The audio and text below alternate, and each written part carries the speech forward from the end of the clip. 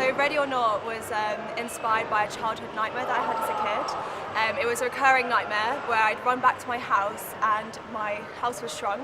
Okay. And I was freaking out, and I looked inside and I found my parents as plastic dolls.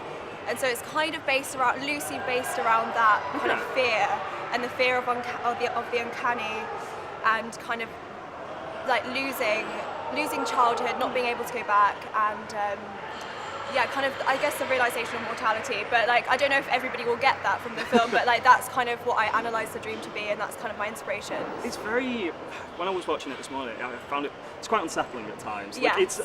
it's interesting you said that it's based on a nightmare, because it certainly has that weird, close vibe about it. Yeah. So I was going to ask you what your inspiration was, but nightmares basically. Yeah, well, I really loved psychoanalysis when I was at uni.